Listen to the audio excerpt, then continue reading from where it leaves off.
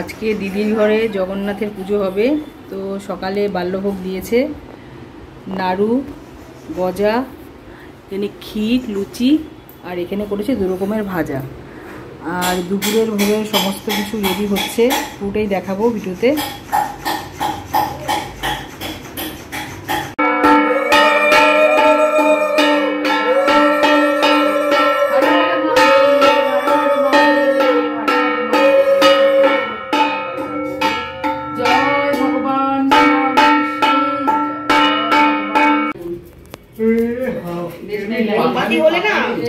দুপুরের ভোগ দিচ্ছে। মোমবাতি হলে না খুব তাড়াতাড়ি এটা ধরতে এই দেশলাই কত লাগে। মোমবাতি না কই হবে, কর্পূর দিয়ে দিয়ে ঝট করে ধরে যাবে।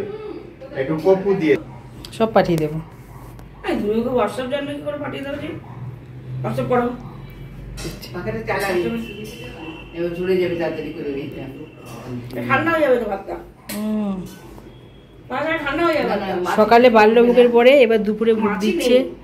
ভোগ এখনো পুরোটা আনা হয়নি।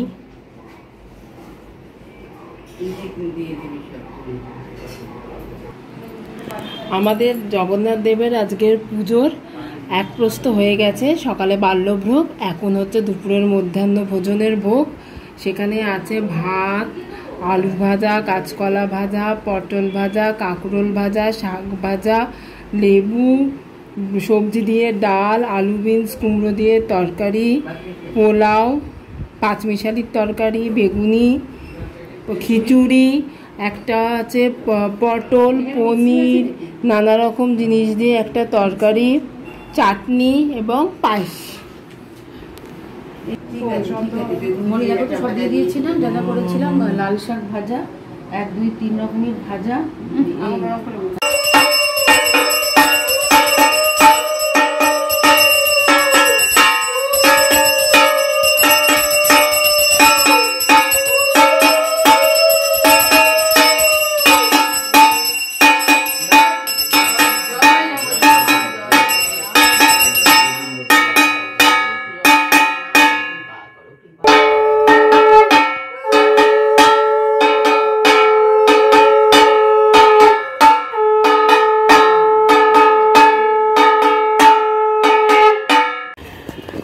বাড়ির জগন্নাথ পুজো হয়ে গেল, এবার যাচ্ছি আমাদের এই গৌরীয় মঠ থেকে রথ বেরোয়, ওখানে যাচ্ছি। চলো ওই রথের ভিডিওটা তোমাদের সাথে শেয়ার করব।